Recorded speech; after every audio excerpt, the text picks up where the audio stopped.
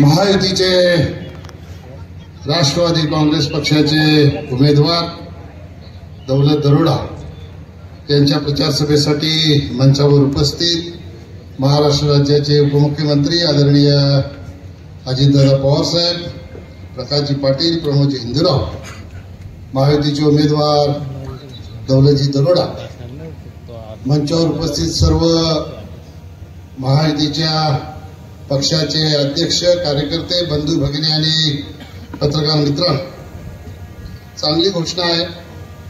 एकच वादा अजित दादा, त्यांनी दिला आपल्याला दौलत दरोडा आणि पुन्हा त्यांना निवडून आणा एकदा. मी फार जास्त वेळ घेणार नाही, अजित दादांची आणि तुमच्यामध्ये जास्त वेळ थांबणार नाही मी. पण एक गोष्ट निश्चित आहे, आपण सगळ्यांनी दौलत दरोडा यांचा आवाज ऐकला. उमेदवाराचा आवाज जेव्हा असा खणखणीत असतो ना, तेव्हा समजायचं की उमेदवार जिंकलेला.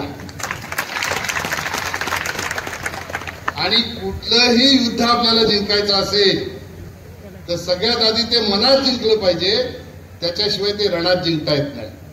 आणि दौलत दरोडा आणि महायुतीचे सगळे कार्यकर्ते हे युद्ध मनात जिंकलेले आहेत, त्याच्यामुळे रणात 100% आपला विजय होईल या बाबतीत माझ्या मनामध्ये तरी तीळ मात्र शंका नाही. मी आता दिवाळी सरली, अजितदादांनी, उपमुख्यमंत्री देवेंद्रजी फडणवीस साहेब आणि मुख्यमंत्र्यांच्या आशीर्वादाने एकनाथ शिंदे साहेबांच्या लाडली बहीण योजना, लाडली बहीण योजनेच्या माध्यमातून अनेक आमच्या भगिनींना 1500 रुपयाचा लाभ झाला. पूर्वी जेव्हा आम्ही लहान होतो तेव्हा पद्धत नव्हती हो. काही दिवाळीला भाऊबीजेला गेलं की रिटर्न गिफ्ट द्यायची आमच्याकडे पद्धत नव्हती जेव्हा आम्ही लहान होतो. आता काळ बदलला. आता बहीण भावाला कधीच रिकामी हाताने पाठवत नाही. भाऊ भाऊबीजेला गेला की भावाच्या खांद्यावर काहीतरी टाकते की नाही टाकत? टाकते ना, रिकामी हाताने पाठवते का? आता दिवाळी सरली, या तिन्ही आपल्या भावाने आपल्याला भाऊबीजेची भेट 1500 रुपये दिलेली आहे. आता तुमची जबाबदारी आहे, तुम्हाला रिटर्न गिफ्ट द्यायचं 20 तारखेला. अजितदादा त्याच्यासाठी आलेत, तुमच्याकडनं रिटर्न गिफ्ट घ्यायला आलेत. 20 तारखेला दौलत दरोडांच्या समोरचं घड्याळाचं बटन दाबून अजितदादांना आणि मुख्यमंत्र्यांना आणि दुसऱ्या उपमुख्यमंत्र्यांना आपल्याला रिटर्न गिफ्ट द्यायचं आहे. कारण का द्यायचं आहे? आपल्याकडे भावाला काय बोलतात? दादा, भाऊ आणि भाई. भाई कोण आहेत आपल्याकडे? सन्माननीय राज्याचे मुख्यमंत्री भाई, बरोबर बोलतात ना. देवेंद्रजींना काय बोलतात? देवा भाऊ. अजितदादांना काय बोलतात? दादा. म्हणजे तिन्ही भाऊ हे महायुतीतच आहेत. मग आता बहीण दुसरीकडे कसं काय ओवाळणी टाकणार? टाकूच शकत नाही. याच तिन्ही भावांना टाकणार. मी अतिशय जबाबदारीने दादा आपल्याला सांगतो, कोणी काय बोलो, आमच्या बहिणी कुठे जातात तिथे जाऊ द्या. कुठल्या पक्षाच्या सभेला जात असतील तिथे जाऊ द्या.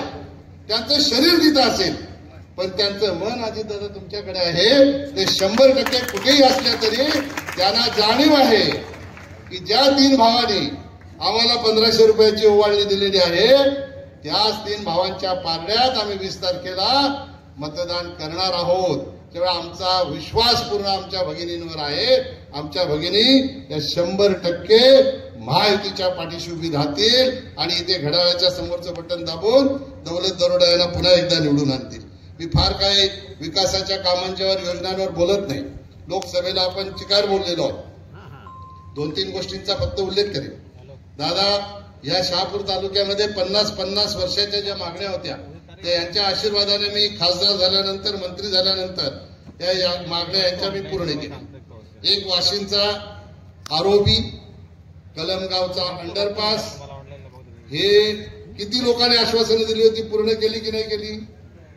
लोकसभेला चुकला, विधानसभेला चूक करू नका. कारण दौलत दरोडा निवडून येणं ही राष्ट्रवादी काँग्रेस पक्षाची गरज राहिलेली नाही. दौलत दरोडा निवडून येणं ही महायुतीची गरज राहिलेली नाही. दौलत दरोडा निवडून येणं ही महाराष्ट्राची गरज झालेली आहे. महाराष्ट्राची गरज का? तर दौलत दरोडा निवडून येतील तेव्हा पुन्हा आपलं महायुतीचं सरकार महाराष्ट्रात येईल. आपण निर्णय केला पाहिजे.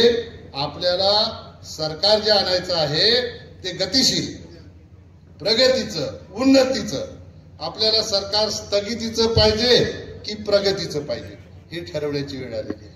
आणि मला विश्वास आहे शहापूर तालुक्यातली जनता हे प्रगतीच्या सरकारला निवडतील आणि महायुतीच्या पार्ट्यात आपलं मतदान करतील आणि पुन्हा एकदा दौलत दरोडा यांना निवडून आणतील. ही काही मागणी करण्याची वेळ नाही. पण दादा एकच गोष्ट आपल्याला मी सांगतो की या ठिकाणी सिंचनासाठी भातसा डॅमचं 18% पाणी रिझर्व्ह होतं. डावा उजवा कालवा दोन्ही अपूर्ण आहेत. डावे उजवे कालवे हे पूर्ण करून सिंचनाचं आरक्षण पुन्हा आपल्याला शहापूर तालुक्याला मिळवून दिलं.